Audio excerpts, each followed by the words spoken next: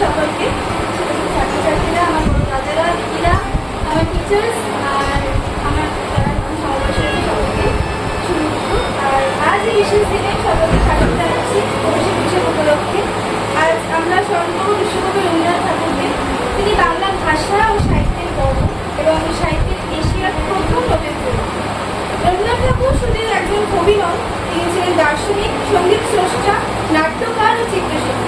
তার সাহিত্য ও চিন্তাধারা আজও আমাদের প্রেরণা দেয়। তাই আজকের দিনটা আমরা উৎসর্গপূর্ণ তাকে স্মরণ করি। আজকের এই অনুষ্ঠানে তারই গানে, কবিতায়, নৃত্যে ফুটে উঠবে রবীন্দ্র চেতনা সৌন্দর্য।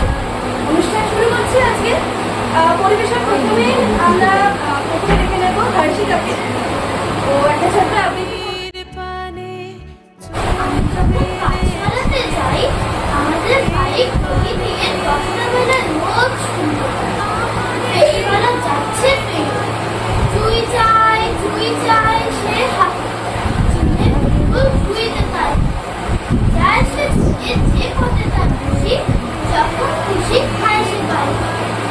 10টা বাজে, 10:30 বাজে, নাই কোথায় আমার কাছে ফেরি, ইচ্ছে করে সেরে ফেলে দিয়ে হয়ে বেড়াই। আমি হাতে মেখে কাটি আর ফির 4:30 কোদাল নিয়ে মাটি কোদাল মারি বাবুতে ওই ফোন নাগালের কাছে। কেউ তো তার মানানি কয়, কোদাল কাছে কয় গায়ের মাথায় লাগছে কত ধুলো। কেউ তো এসে বসে না তার কাছে, বেশি রাত না হতে হতে মা আমাদের ঘুম পাড়িয়েছে।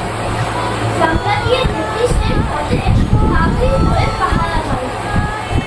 আধার গলি লোক পেছনে চলে, গ্যাসের আলো মিটমিটিয়ে ধরে সঠিক ছবি নিয়ে হাতে দাঁড়িয়ে থাকে বাইক। রাত হইতে 10টা 11টা, কেউ তো কিছু বলে না তার লাগি, ইচ্ছে করে পাহারাওয়ালা হয়ে গলির ধারে